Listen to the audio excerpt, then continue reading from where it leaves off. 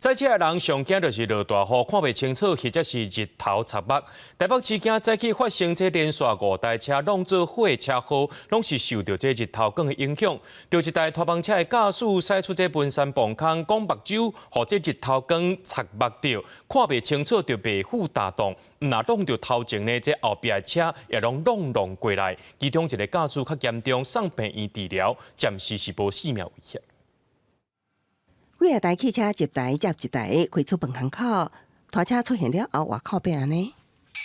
大车带来一浪，头前的车连续受灾殃，出现连环对浪，扫掉4台车，搁较有轿车变做包心鸭，车体变形，一名驾驶受伤严重。虽然意识清楚，也毋过随风送医，其他4个人受轻伤。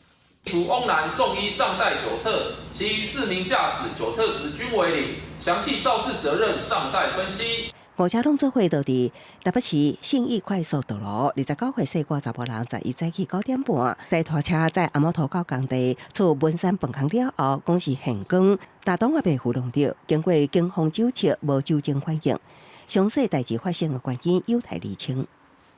我会戴太阳眼镜，因为车上会放。如果有太阳的话，就是开慢一点。就是这个光直接接到目睭，影响视线，看袂清楚。干那新北市今年前8个月，因为光线甲视线遮着造成的事故，累计发生100件，台北市4700多件。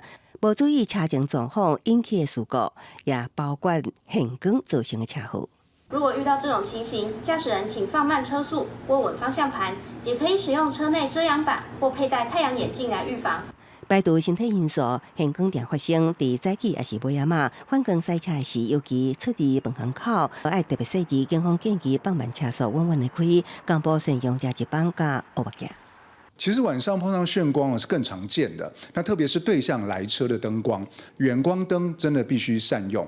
除了伫时有擦目的日头，暗时塞车上路，对向车顶也是现光一大原因。专家提醒用路人，关灯唔通乱开，千万唔通变做道安的危险因子。记者综合报道。